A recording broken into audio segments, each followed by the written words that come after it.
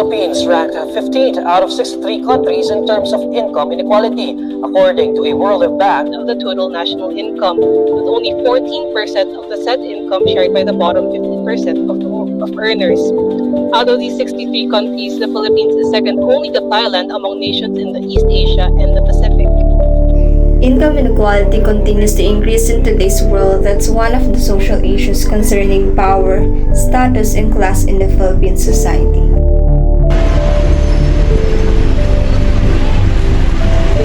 Ako naman ngayon si ate. Ano pong name niyo? Roxanne, Roxanne. And ilang taon na po kayo? 26. 20?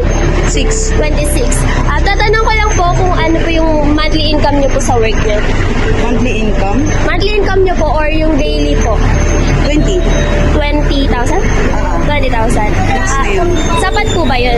Para sa araw-araw or sa monthly po? Hindi. Hindi. Bakit po hindi? Ano po yung mga ginagastosan niyo po? Maraming bayarin. Marami. Katulad ng utang, bahay, kuryente, tapos mga necessities. Pangalan niyo po?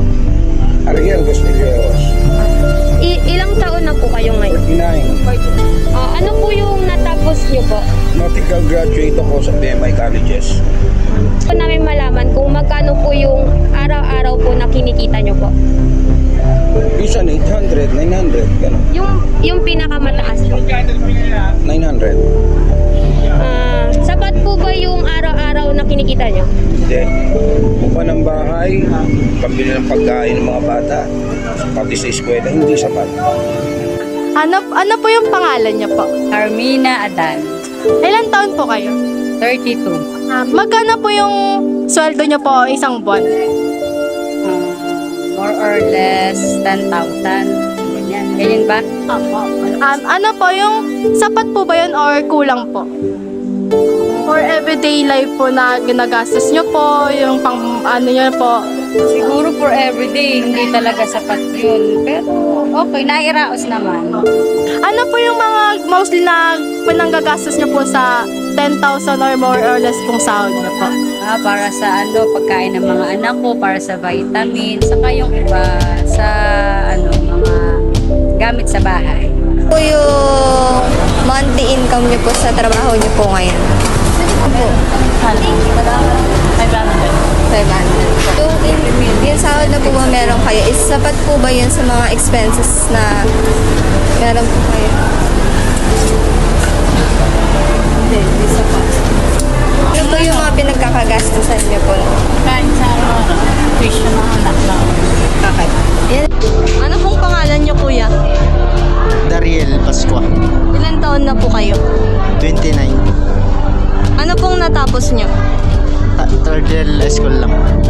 Ano po yung monthly income niyo?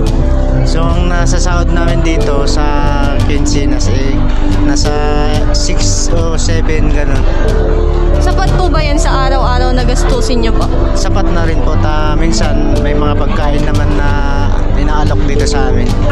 Ano pong name mo, kuya? Alvin, Ilan taon na po kayo? 32. Ano pong tinapos niyo po? College, base HRM. Yung daily income niyo po?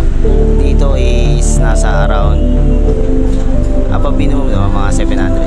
Tama po ba yun? Ngayon hindi. Sa tingin ko parang kulang. Pwede po ba naming malaman po yung name niyo po? I'm Rodin Magallanes. Yung age niyo po? I'm 18 years old po. Pwede po ba naming malaman din po kung ano po yung trabaho niyo? Ang tatrabaho po sa 7-Eleven. Kano po yung monthly income niyo po? Ang monthly income namin ay umabot po rin ng 17,000. Sapat po ba ito sa pang-araw-araw niyo po?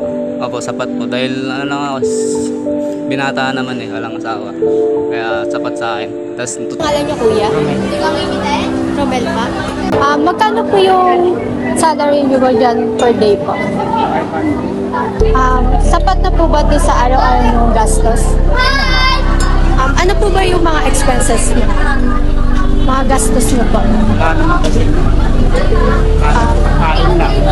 Okay po, thank you. Kailan niyo po? Kilala po ako sa pangalang Abi. Pero ang pangalan ko po, Abi Mateo. Ilan taon na po kayo? 44. Tapos po, ano po natapos niyo, sir? Hanggang lang po ako, nakatutulong ako ng high school.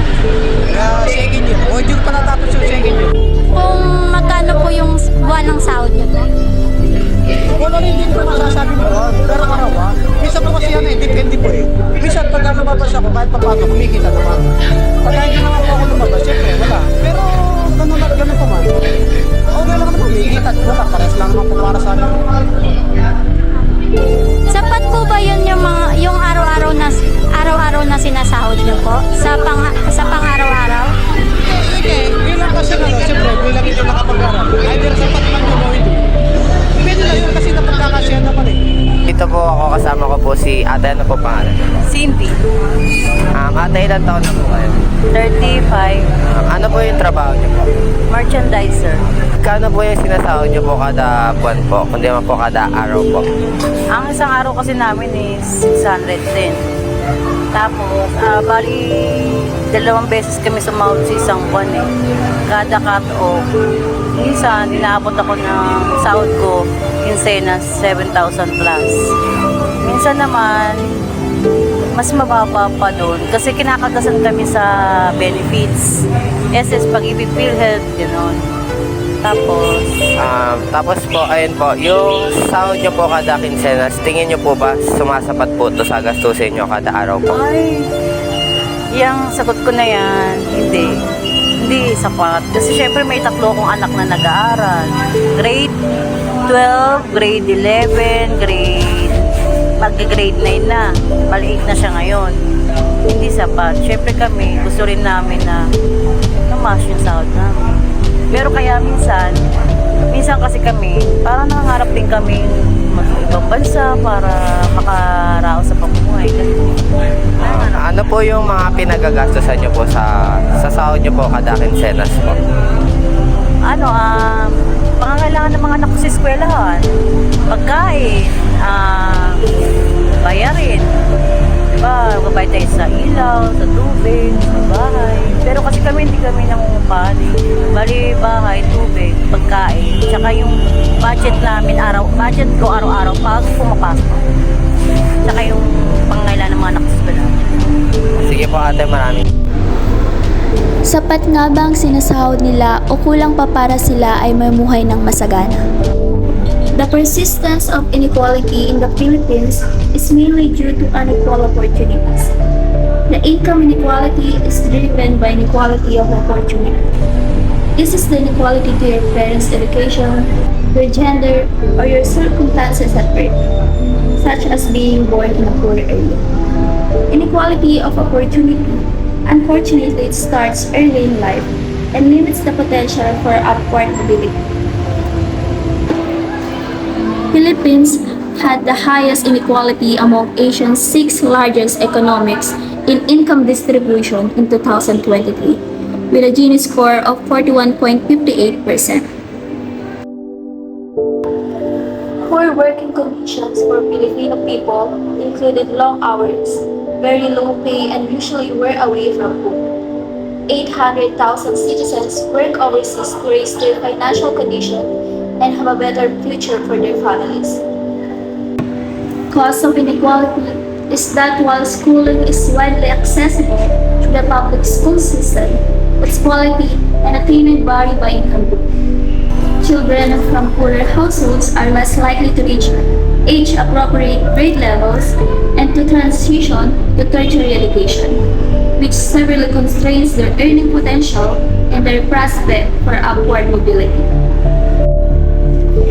But we believe it is not the individual's fault.